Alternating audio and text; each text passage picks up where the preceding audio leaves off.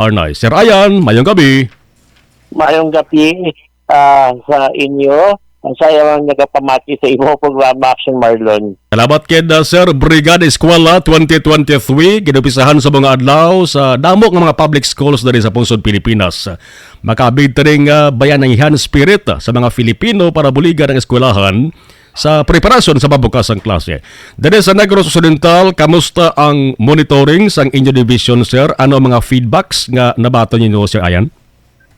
Well, Action Marlon ang aton kada tuig takigman niya siya ginobran tapos amo niya siya ting after sang malawig nga daw medyo wala kita nakabrigada gid sang face to face.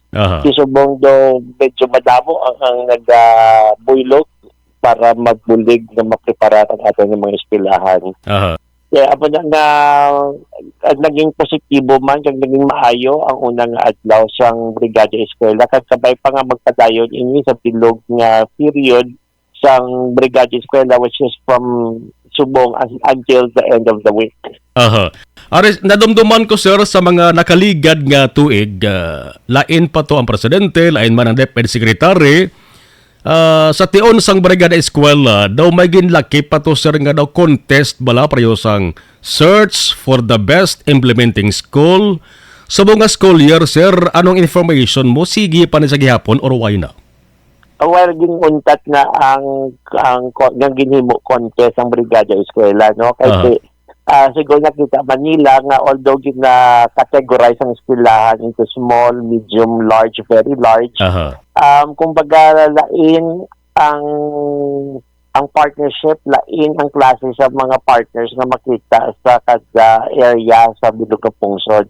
Kaya nga sa mga urban area, siyempre mas ma-expect ka nga mas dabo kwarta ang mga partners dira kumpara sa mga kumbaga malayo ng mga lugar ng mga eskwelahan. So kumbaga wala gid padaog ang mga gagmay kag mga malayo kumpara sa mga gagmay nga sa syudad. So kung nakita ba siguro sa central office nga kumbaga what's the sense of making this Brigada Eskwela into a competition? Yes. Na ang gina-promote is volunteerism. Correct. So kung sino ang gusto mag-volunteer, depende sa eskwelahan kung ano kadamo ng mga volunteers ang iyang gather para magbulig sa iya. Kaya nga siguro amo man ang rason nga nakita para untaton ang Brigada Eskwela. Gani man, sir, na contest yun. Yes, amo na gani, sir, nakita ko ban kay kon may competition daw gakadula balang essence sang sining Brigada Eskwela. So ang gwa niya sini dapat simple lang kita ni, no? Tinlo, plastado lang ang sitwasyon sa mga eskwelahan, no? Anyway, sir, may mga reports nga may nagakatabo nga pag-solicit or pag-kolekta sang contribution. Hindi pwede, sir, no? Kag siguro may pahanumdum man sa mga school heads, teachers, personnel, sa volunteer partners kag stakeholders kaya hindi pwedeng pag-solicit o contribution. Kung ang ginagamin mong contribution or ang pagkolekta para tungod sa klase, no? Inaya we have no collection policy niya across the board nga why kita nagpangolekta kay tungod we are into free education. Kung namin naman yung sir ang regarding sa Brigada Eskwela, siguro that's the usual term na ginagamit kading pa sa una solicit. Pero actually we are trying to turn it into social mobilization, resource mobilization.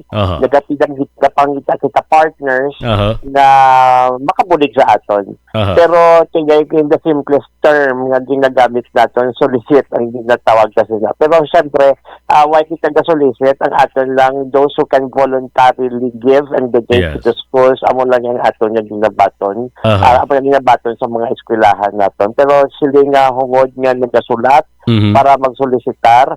That's another thing kaya why did man kita nag-amuso na aton yung invitation lang for all na mag-brigada nga mag-volunteer sa aton nga Brigada Eskwela. Yes, so but silingon, sir, nga kung may ara yasang gusto gid nga maghatag sang contribution, any form of contribution, materials man o konkas, pwede lang na si sir. Kung gusto niya. Well, ang aton na donation, ang aton na pagbulig can be in any form, cash, goods, or even in service. Mas masadya kung siguro serbisyo ang ihatag naton. Kay para nga, kumbaga, kita mismo ng mga volunteers makapakita sa ng aton effort sa pagbulig sa eskwelahan. Pero kung gusto naman niya cash or goods, pwede man. Pero aton kantuan ng eskwelahan antes para kay pamangkuton kung ano ang mga needs nila kay para ang aton indudar kung baga may purpose gid hindi na dahatag lang tapo why hindi man gali magamit sang eskwelahan so mas better na chikeron natong ano ang bilang pinakakinahanglanon sang eskwelahan kaya dira mo na ang aton i-donate sa ila. Yes. Anyway, bantayan ta ni sir sunod nga adlaw until August 19 pa man ni tabdob nga matapos aning brigada eskwela. Salamat gid sir unless mayara ka sir sang gusto pa ipabalo sa public labi na sa implementing guidelines ng brigada eskwela para sa mga school year sir Ayan.